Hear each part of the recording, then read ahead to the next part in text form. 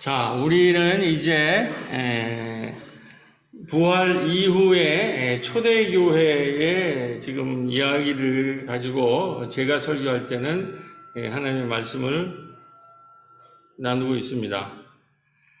오늘은 이제 그 이야기가 드디어 이방 선교의 거점이라고 할 수 있는 안디옥에 이제 도착한 이야기를 가지고 말씀을 드리겠습니다. 이제 지도상의 안디옥이 여기입니다. 여기고, 우리는 여기 예루살렘에서 스테판 집사가 박해를 받으면서 헬라파가 흩어지면서 이제 얘기가 출발이 되죠. 이 초대교회의 역사가. 그러니까 예루살렘 교회가 있다가 박해를 받고 흩어지면서 최초의 빌립 집사가 어디로 갑니까? 여기에는 나와 있지 않은데, 다음에는 사마리아에 가서 사마리아 성에 전했을 때 사마리아 성이 크게 기쁨을 가졌다. 이런 이제 우리가 말씀을 듣는 거죠. 그래서 예루살렘에 시작해서 사마리아를 거쳤을 때에 다메섹에서 어떤 일이 일어납니까? 다메섹에서 기독교를 박해하던 사울이 넘어집니다. 그래서 뒤집어져가지고 거기서 부활한 예수를 만나게 되고 예수의 이제 전도자가 됐는데, 그때에 이걸 주도한 사람이 누구냐면은 아나니아가 박해하다가 다메섹에서 뒤집어진 이 바울을 데려다가 다마스커스의 그 직가 고든거리 여기에 가서 안수를 줬을 때에 이 사람은 내 이름을 이방인과 임금들과 이스라엘 자손들에게 전하기 위한 내가 택한 그릇이다. 여기서 이제 이방의 사도로서 사도 바울이 이제 부르심을 이제 받게 됩니다. 이제 그렇게 되면서 이제 그 이야기는 예루살렘, 사마리아, 다메섹을 거쳐가지고 쭉 올라가서 안디옥으로 되죠. 안디옥에 여기 이르는데, 여기에 이 박해받은 구브로와 구레네 몇 사람이 안디옥에 이르러 헬라인에게도 말하여 주 예수를 전파하니 비로소 그리스도인이라 일컬음을 받다. 이 박해받은 사람이 드디어 이 안디옥에 전해서 이방인 헬라인들한테 전하기 시작했는데, 여기서부터 폭발적인 반응이 일어납니다. 그래가지고 이 사람, 예수를 믿는 사람들을 우리가 지금 하는 그리스도인이라는 말을 이제 받게 되면서, 여기를 거점으로 해서 여기가 맨 처음에 이렇게 오히려 이방 쪽에서 새로운 선교가 나라니까 예루살렘 쪽에서 사람을 보냈는데, 그 사람을 누굴 보냈냐면 아주 인격이 출출한 성령이 충만한 누구예요? 바나바를 예루살렘에 파송을 했는데, 바나바가 이 헬라 사람들한테 복음을 전할 생각을 하니까 이 헬라 쪽에는 언어도 그렇고 모든 헬라 철학도 그렇고 문화도 제일 익숙한 사람이 바울이라는 거예요. 바울은 그 다메섹에서 뒤집어진 다음에 10여 년을 여러 가지 실패를 경험하면서 이 시리아 지역에서 선교를 했다가 십몇 년 후에 드디어 바나바가 안디옥으로 부르면서 이제 이 실력을 그 이방인 사도로서의 그 능력을 발휘하기 시작합니다.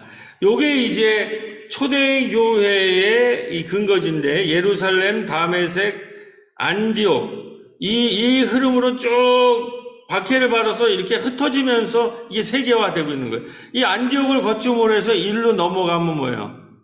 소아시아 넘고 이쪽으로 넘어가면 이게 유럽아니에요. 여기서 1차, 2차, 3차 세계 전쟁이 되면서 이 복음이 세계화되는데, 바울은 요 다메섹 어간에서 무너져가지고 여기에서 다소에 가 있는데 그거를 예루살렘에 있는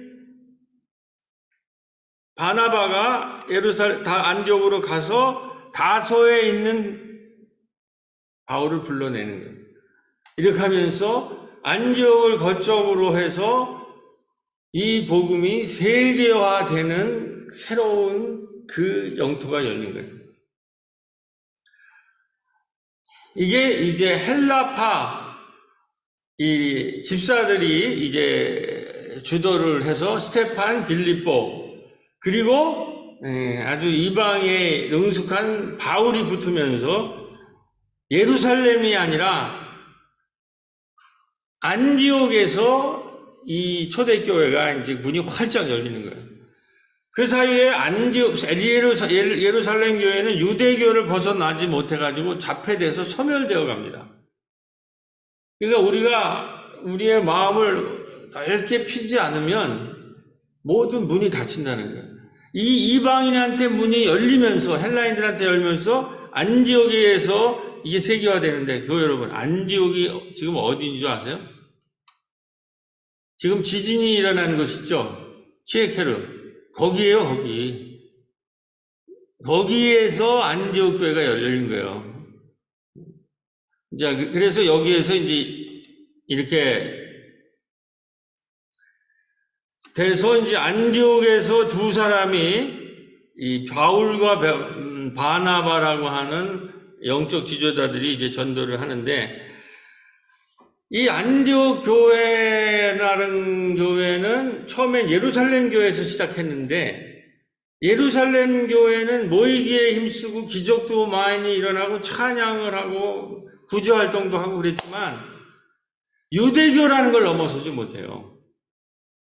그래서 AD 70년에 유대전쟁이 일어나면서 예루살렘 교회는 예수를 처형한 것이고 초대교회가 처음 시작되고 성령을 받은 것이긴 하지만은 소멸되어 가기 시작해요. 그리고 새로운 기독교 문명의 거점 선진기시로 안디옥이 등장한다는 거예요.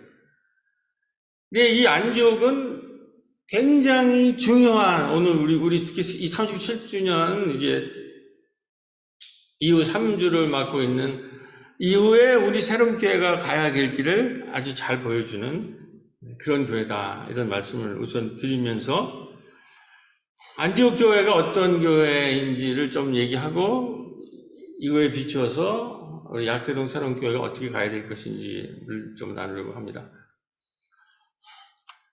이 안디옥 교회 위상은 제일 중요한 거는 안디옥 교회가 되면서 예루살렘 교회가 하지 못한 제일 문제가 되는 것은 이게 세계화되려면 유대교라고 하는 거는 뭐예요?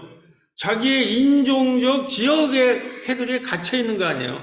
예루살렘 교회는 이걸 넘어서지를 못해요. 이 유대교는 그 자기들의 지역성과 피부색. 그러니까 안디옥 교회가 등장하기 전에 모든 종교는 세계적인 종교가 안 된 거는 그 울타리에 자기 피부색 비슷한 동끼리만 모이고 아니면은 그 동네 지역성에만 갇혀 있다라는 거예요. 그걸 넘어서는 보편적인 그러한 세계관으로 그러한 상위적인 그 세계관을 갖지를 못했다는 거예요. 근데 이들이 안디옥에서 크리스찬이라고 부른 것의 핵심은 이 사람들이 크리스찬이라고 하는 상위 개념을 보다 고등종교, 고등보편적인 것을 내세우면서 나머지의 지역적인 것들, 인종적인 것들, 피부색의 문제, 지역성을 하위 개념으로 통합시키는데 안디옥 교회가 성공을 했다는 거예요. 이게 성공에 가능한 것은 바나바와 바울이 있었기 때문에. 바울은 세계인이었거든요. 그러니까 여긴 이 지리가 다소나 이런 쪽에는 유대인이 많았지만은 이미 국제도시들이에요. 그러니까 이 헬라파가 중요한 것은 이 사람들은 유대인들한테는 그 좁은 인종적인, 그게 바로 뭐예요? 유대인의 좁은 민족성이 뭐예요? 율법이나 할례라는 거예요. 그러니까 이 유대인들은 계속 그거를 주장하니까, 아니, 타민족이 유대인들이 하는 법을 왜 쫓아야 되냔 말이에요. 유대인들한테 통용되는 거. 그냥 왜 유대인들이 받는 할례를 왜 받아야 된다는 거예요. 그걸 못 깨는 거예요. 그러니까 그러한 그 지역색 이런 거, 우리나라도 지금 정치의 그 지역색 이런 게 얼마나 그 고질적이고 병폐가 합니까? 그래가지고 거기서 똘똘 뭉쳐있는 그거를 유일하게 깬 사람이 바울이라는 거예요, 바울. 그러니까 정말 그게 깨지면서 세계화가 되는 거예요. 넓은 종교가 된다는 거예요. 그러니까 나는 유대인이다, 헬라인이다라고 하는 것이 안디옥에서, 왜냐하면 안디옥에 모인 사람이 뭐냐면 유대교에 의해서 박해를 받은 헬라파의 집사들이 여기까지 간 거죠. 그 사람들이 이미 코스모폴리탄, 세계화된 사람들이에요. 그거를 얼마든지 이방인을 받아들여야 된다. 우리의 장벽을 낮춰야 된다. 교회 장벽을. 그리고 모든 사람들이 와서 밥도 먹고 잔치도 하고 이렇게 할 수 있도록 만들어야 된다. 그것이 예루살렘 교회에서는 안 돼요. 그래서 거기는 결국은 무너지고 이방인들이 헬라가 모인 이 안디옥에 와가지고 이게 성공을 하는 거예요. 헬라 집사들이 있는데 헬라 철학과 유대 이거를 통합할 수 있는 바울이 붙고 아주 넉넉한 인격자인 바나바가 붙어서 이거를 통합해낸 거예요. 그것은 다시 말해서 뭐냐면 예루살렘 교회나 유대교의 성전 중심주의를 넘어섰다. 성전 중심주의라는 건 뭐예요? 제가 누누이 얘기하겠지만 우리가 코로나19에 이제는 건물의 교회가 아니라는, 건물의 시대, 교회 안에 있는 건물 종교가 끝났다라는 게 성전 회당 중심의 종교가 이미 끝나서 새로운 신학이, 그러면 그 다음에 성전과 건물 중심, 그 다음에 유대인들이 자기 민족의 정체성을, 지역성과 정체성을 주장하는 게 뭐예요? 율법과 할례예요. 그걸 무너뜨린 거예요. 우리나라도 지금 율법이라는 게 뭐예요? 지금 검찰들이 하는 거예요. 비슷해요. 뭐든지 다 법이야. 그냥 율법이 한번 득세하면 복잡해져요, 인생이. 율법주의자들 이런 사람들이 설치고 다니고 모든 거를 다 이렇게 지금 그런 사람들이 설치니까 뭐예요? 맨날 압수수색만 하잖아, 압수수색.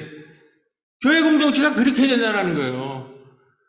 누가 더 열심히 했느냐, 누가 잘했느냐, 누가 못했느냐, 맨날 이런 것만 따지고 앉아있다는 거예요.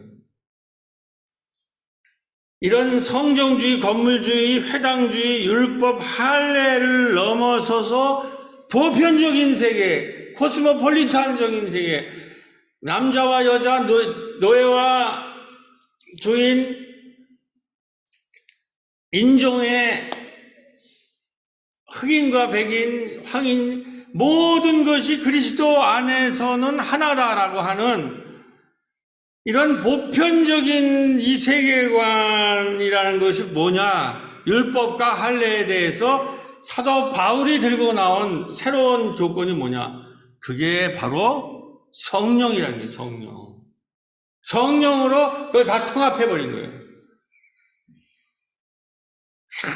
조금만 우리는 기득권을 가지면 그걸 내세워가지고 싸우기에 전념이 없어요.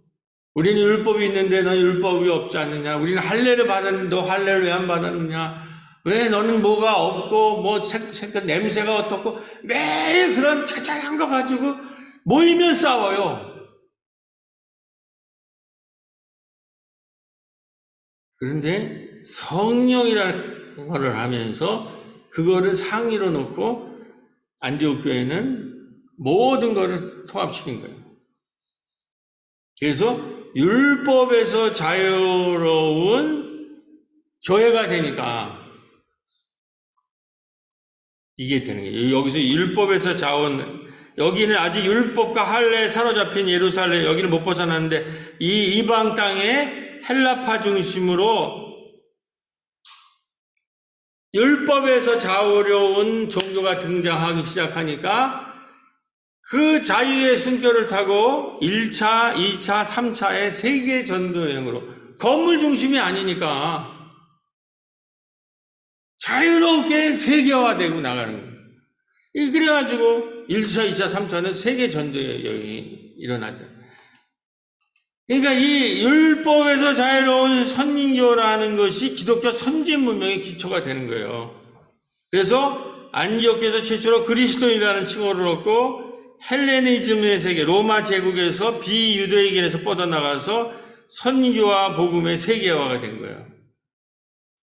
근데 여기서 상당히 오래 얘기했는데 잠깐만 맛을 보고 이제 바울 때 계속 얘기했지만, 이 안디옥의 최고의 장점은 뭐냐면, 최고의 이 힘은 뭐냐면, 자, 여기 지금 초대교회 헬라파 집사들의 활동으로 안디옥 교회가, 바울이 연결되면서 안디옥 교회가 등장했는데, 이 교회는 헬라인들, 이미 세계화된 그리스도 로마 문명에 있어서, 로마 문명에서 이미 국제화된 사람들이 모여 있어서 아주 자유로운 세계화된 사람들이란 말이에요. 근데 이 사람들은 역사적인 예수를 경험하지 못한 사람이에요. 대표적인 게 사도 바울이에요. 사도 바울도 역사적인 살아생전에 예수를 만난 적이 없어요. 그러니까 사도 바울이 그랬음에도 불구하고 전 세계를 복음화시킬 수 있었던 거는, 사도 바울은 예수 그리스도의 순환과 십자가와 부활 사건을 가지고 이것이 헬라인의 이 종교 심성에 맞아요. 헬라적으로, 철학적으로, 신앙적으로 해석해가지고 거기에다가 구원론을 연결시킨 거예요. 이 제국의 신들이 아니라, 로마의 황제가 아니라, 우리를 왜 죄를 위해서 십자가에 못 박혔지만 사흘 만에 부활한 그 청년 예수가 우리를 구원할 것이다 라고 하는. 근데 당시에 오늘 우리처럼 희망이 안 보이고, 여기 노예살이를 하고 미래가 안 보이고 미래가 불투명하면 정말 자살하고 죽고 싶고 이런 사람이 그 복음을 받아들인 거예요. 저 청년 예수에게서 구원이 있다라는 것을 받아들이면서, 당시의 수준에 있는 이 신들이랑 수준이 다르니까 들풀처럼 이게 번져나와요. 그 다음에 성령의 운동, 모든 것에 그 민족적인 거나 지역적인 걸 철폐하면서 율법과 할례를 폐기하고 성령으로 이 해석을 해내니까 이게 세계화되는 거예요. 근데 문제는 뭐냐? 이게 다 좋은데, 그래서 초대교회가 다 든든하게 섰는데, 여기에는 역사적인 예수가 빠졌다는 거예요. 그 갈릴리 일대에 우리 복음서 할 때 그들을 만나고 마을과 마을을 돌고 집과 집을 다니면서 그들을 치유하고 기적을 일으키고 병을 낫게 하고 사죄를 선포하고 그들과 함께 했던 민중 예수, 역사적인 그거를 몰라요, 사도 바울은. 나중에 여러 번 반복하겠지만. 그러니까 이 사람 십자가와 부활만 가지고 한 거란 말이에요. 그래서 이 두 가지 전통이 있어요, 기독교에는. 신앙적 그리스도가 있고 역사적인 예수 운동 두 가지 전통이 있는데, 이 헬라파들에게 전통돼 바울에게 전도되는 거는 신앙의 그리스도란 말이에요. 그런데 이 팔레스타인에 예수와 함께 살았던 사람이 보기에 70년 후에 먼저 바울의 처신이 등장해서, 바울은 지식인이니까 그 기록이 많이 남아요. 그 사람들이 예수를 직접 따라다니던 사람이 보니까 이거는 십자가 부활 얘기만 하고, 갈릴리 지역에서 땀냄새 나고 피냄새 나는 예수 그리스도의 그 기적 이야기, 마을 이야기, 예수 운동 이야기는 다 빠졌다라는 거예요. 그래서 70년대부터 복음서가, 마가복음이 쓰여지기 시작하는 거예요. 이걸 보완하기 위해서. 그래서 이 마가복음의 예수 운동과 그것에 신앙 고백을 한 역사적 예수 운동과 신앙의 그리스도가 만날 때 이것이 온전한 기독교 운동이 되는 거예요. 근데 사실은 이 얘기가 최근에 우리 신학교 다닐 때까지 이렇게 정확하게 이걸 밝혀내지 못했어요. 최근에 이 얘기가 이제 좀 더 분명해지는 거란 말이에요. 오늘날로 이거를 보면 이제 37주년에 이제 우리가 나갈 길로 보면 헬라인들이 만들어낸, 바울 중심으로 만들어낸 신앙의 그리스도라는 게 뭐예요? 그거는 신앙 고백으로 뭉쳐있는 거예요. 신앙 고백으로. 그거는 이제 교회 안에서 우리가 잘 모이면서 예수 그리스도가 우리를 죄에서 구원했다. 예수 그리스도는 우리의 주님이십니다. 우리는 예수를 믿고 구원을 받습니다. 하는 그리스도에 대한 신앙 고백이 우리 그리스도인이라는 것에서 굉장히 중요한 거예요. 우리 교회에서는 37주년을 준비하는 새로운 교회들 보면 이게 교회 안에서 교회들이 열심히 활동하잖아요. 이게 신앙의 그리스도인들이라는 거예요. 그런데 기독교는 이것만 있는 게 아니에요. 한국 교회는 이것만 갖고 있어요. 대개 유럽 기독교도 그랬어요. 그런데 복음서에 나와 있는 예수 운동, 지역사회와 마을과 거기에서 가정과 집과 집을 돌면서 그들을 찾아다니고 그들을 치유하고 그들을 고쳐서 그들을 마을 공동체 운동으로 역동화시켰던 이 예수 운동이 빠져 있다는 거죠. 근데 지금 제가 이 그림을 하는 것은 이 두 가지가 우리 교회에서는 37전에 이건 우리가 한 거 아니에요. 그냥 기록한 거 아니에요. 이게 다 된다는 거예요.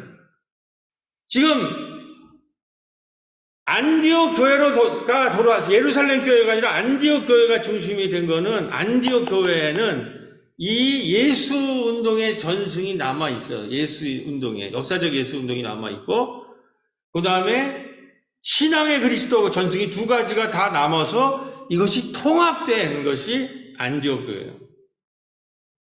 근데 나중에 오겠지만 바울은 여기 출신인데 바울은 나중에 독자적인 자기의 이제 운동을 유럽 일대에서 펼치는데 그렇게 하면서 역사적인 예수 운동의 것이 많이 사라졌어요. 바울의 서신에는.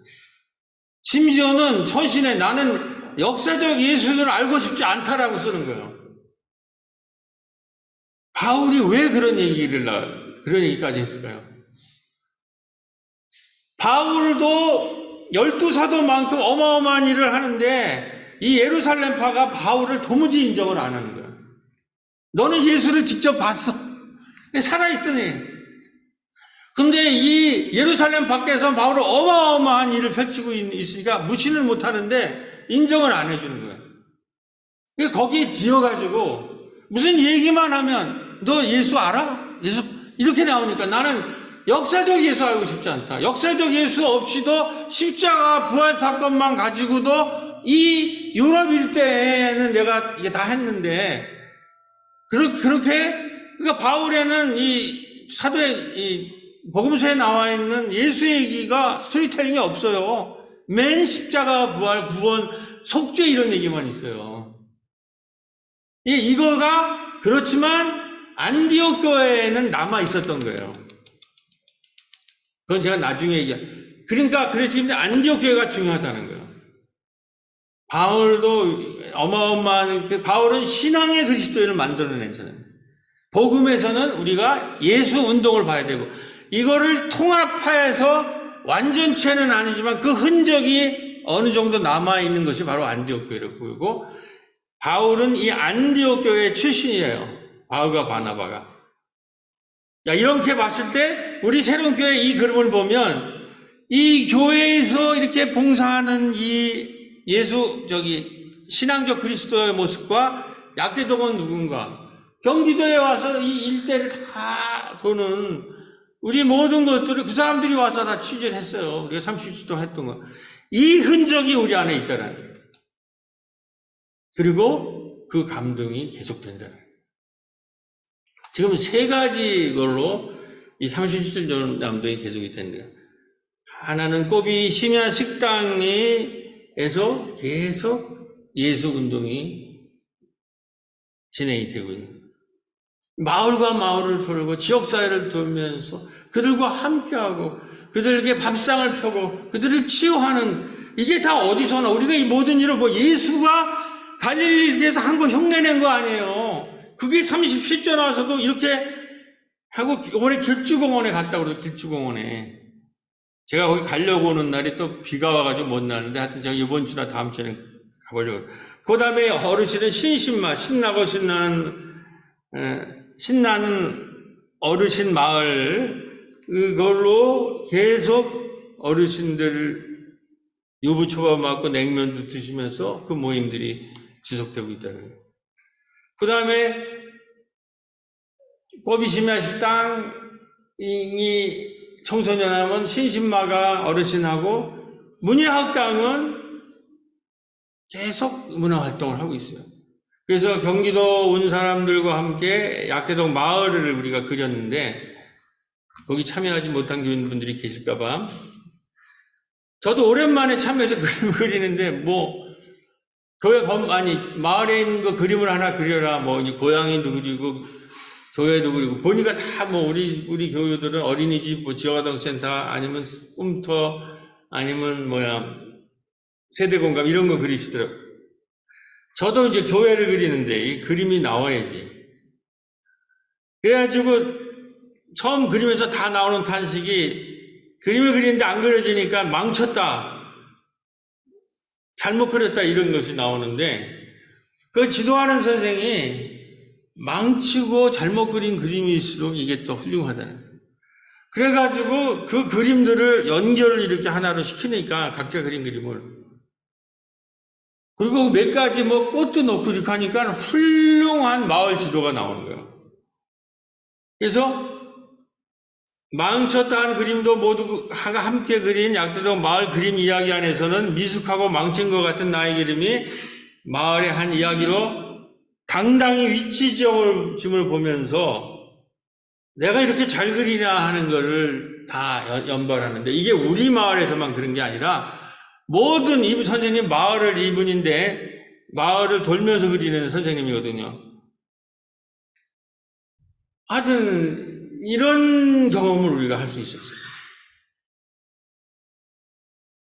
그리고 감사한 거는 경기도 마을이 여행이 돼, 이름을 참 잘 지었어요. 경기도 마을이 여행이 되다는데 6군데인데 5군데가 결국 참여했다고 그러더라고요. 이분들이 이거 다 찍어주고 프로그램도 마련해주고 거기에 강사비도 주고, 너무 우리로서는 고맙더라고요. 그리고 이 그림도, 이게 이제 로고가 되는 거예요. 우리 교회. 이 로고. 그래서 여기 딱지 같은 걸 이렇게 하나 만들어서 각 마을마다 그걸 하는. 자, 그렇게 예수 운동이, 어르신과 청소년들과 문화예술 운동으로 예수 운동이 계속 감동이 이어지는데, 교회 안의 얘기는 어떠냐?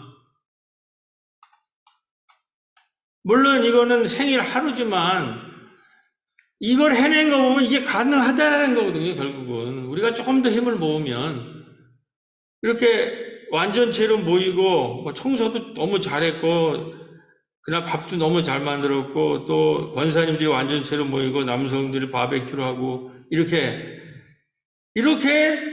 예수 밖으로 예수 운동을 하고 안으로는 십자가 부활이라는 신앙 고백이라는 예배 공동체, 신앙 고백, 신앙적 그리스도와 예수 운동이 같이 가고 있다는 거예요.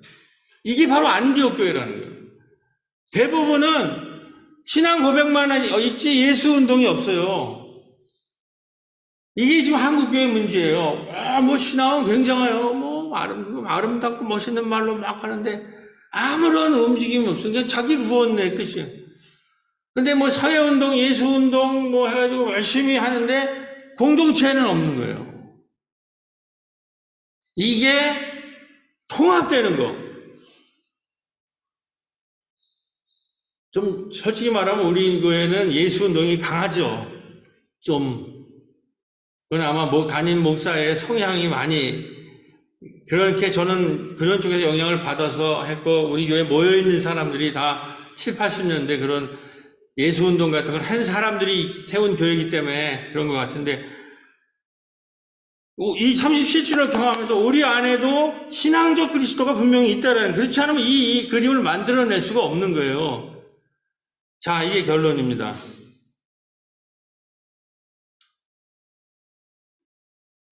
그랬는데 지금 어떻게 얘기하냐면 마을운동에서 모인 어머님들, 할머님들이 부활절부터 교회 예배에 참여하고 야유회도 가고 예배 참여하고 여행예배도 하고 교회 생일날에도 예배에 참여하고 바베큐 파티에 같이 했단 말이에요.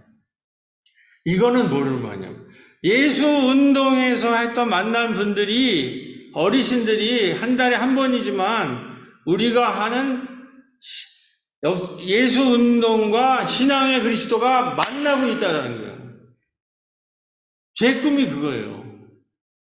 이게 안디옥교회고 37년 동안 이 꿈을 꿔왔어요.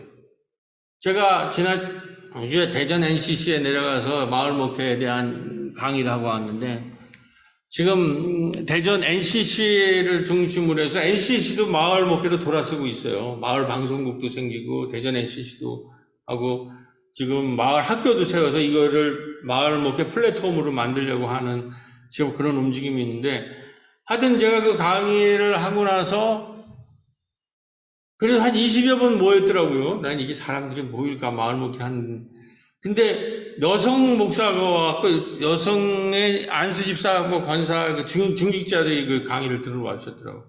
질문을 하는데 그 여목사님이 그래요.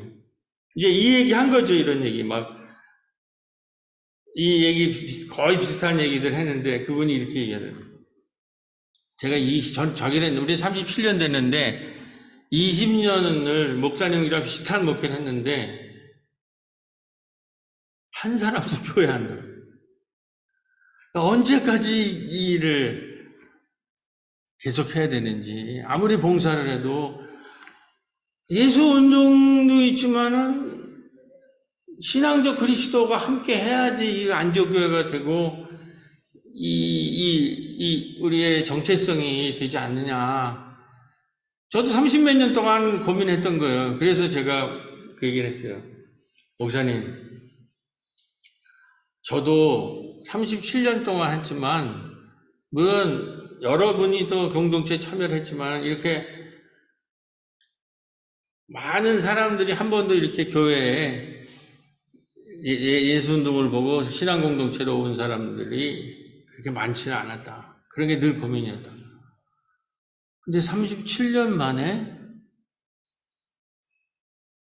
어르신들이 밥을 먹고 같이 마을 활동하던 어르신들이 어느 날 13명이 같이 예배를 드리고 밥을 먹고 7명이 야유 예배를 하고 교회 생일날 17명이 어르신들이 참여하는 이런 놀라운 사건을 경험했다. 이게 어떻게 될지는 모른다. 일시적인 건지 뭔지는 모르지만 목사님한테도 그런 때가 되면 그런 때가 올 것이다. 저도 37년 만에 있는 일인데 목사님에게도 그러니까 낙심하지 말고 있잖아요. 때가 좋든 안 좋든 부지런히 말씀을 전하라니 그게 말씀을 전했는데 그러면 이게 지속 가능하고 계속 이어져야 돼. 이 감동이. 이 구역 구역 예배 하는데 우리 연미성 구역장님이 또 이 젊은 친구 많지 않지만 우리 교회 출신 이렇게 여기 이제 본인이 쓴 거예요. 언제나 그렇듯 하나님의 일을 도울 많은 봉사자분들과 귀인들이 나타날 것이라고 믿습니다. 7월 둘째 주 식사를 저희 이 구역이 준비합니다. 이날도 전과 마찬가지로 어르신들을 초대해서 많은 분들이 함께 나눌 수 있는 점심 만찬이 되길 바라봅니다. 할렐루야. 이게 이어간다. 권사님은 아마 자신이 있으신 거예요. 제가 초대하는데. 그럼 뭐 핵심적인 문제는 한 달에 한 번에 우리가 이 구역에서 식사 준비를 할 수 있느냐. 제가 보기엔 한 뭐 7에서 10명 정도 잔치가 평소에는 오실 수 있을 텐데, 이 구역이 이제 치고 나가는 거예요. 이게 이제 우리 그날 이 구역 예배 모습입니다. 이게 이 구역 예배. 그리고 볼 때 성령이 역사하는 거지. 30주년 2년 전에 바로 부활절에 그때도 안디옥교회 얘기한 거예요. 그때 한 기도 제목이에요. 제 마음만 믿어. 이때는 이걸 막 세우던 시기예요. 이 교회 1, 2, 3층을. 그때 그 한 기도 제목을 한번 보십시오, 여러분. 한번 다 같이 읽어봅시다. 다 함께 여기 다 같이. 주님, 이제 35주년이 한 달 남았습니다.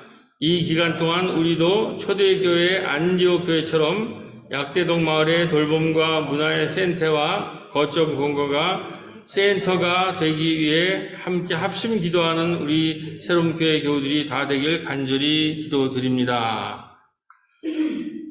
이러한 세대 공감이나 텃밭, 그 다음에 마을의 돌봄 문화 센터 거점 공간을 위해서 기도를 했는데, 이제 2년 후에 이게 안디옥 교회의 모습이라고 저는 생각합니다. 그 그림이 증명할 수 있는 그림이 나와버린 거예요. 여기에 지하에서는 교인들이 지하를 꽉 채웠고, 생일날. 그 다음에 1층에는 어르신들이 16명에다가 또 손님들 와서 한 뭐 20여 명 가까이 계신 것 같아요. 1층에서 동시에 예배가 진행이 된 거예요. 그러니까 이 신앙의 그리스도라는 것으로 이 기도가 이 건물을 이렇게 지역에 내놓은 거죠. 이게 이제 율법을 철폐하고 방언을 할례를 철폐한 거 아니에요, 우리 교회로서는. 그래서 누구나 그리스도 안에서 교회 담장은 누구나 그리스도 안에서 남자와 여자, 노예나 주인, 흑인이나 백인이나 황인이나 다 하나다라고 하는 거로 했는데, 여기 와서 37주년에 우리가 마을에서 예수 운동을, 땀냄새 나는 예수 운동이 마을 지상에서 활발히 벌어질 뿐만 아니라, 그게 지금 고기 심야식당, 신신마, 문예학당으로 펼쳐질 뿐만 아니라 교회 안에서도 1층, 1층에는 교인들, 2층에는 어르신들이 동시에 예배를 드리는 온, 오프, 온라인 교회라는 거 얼마나 많이 얘기해요.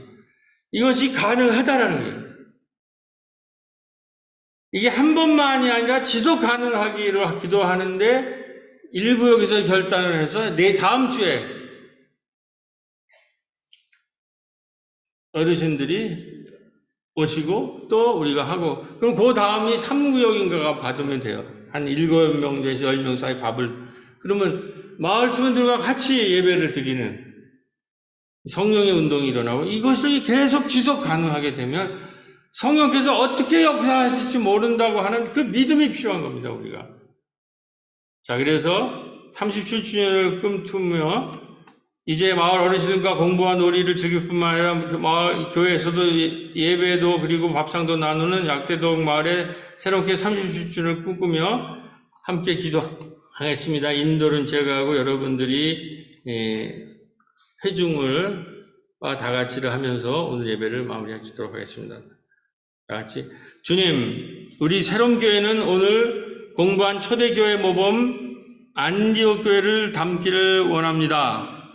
마을에서 신나는 예수님의 역동적 성령의 모습을 보여드릴 뿐만 아니라 이제 마을 어르신들이 교회 예배에 참여하시고 있는 시기에 우리도 조금 더 분발하여 각 구역별로 대면 예배를 드리는 일에 좀 더 분발하여 이제 한 달에 한 번 나누는 공동 대면 예배 시간도 한 번 더 늘려 우리의 신앙 고백과 캐리그마를 안디옥 교회처럼 좀 더 분명히 해나가는 37년 이후 새로운 교회가 되길 주님의 이름으로 간절히 기도드립니다.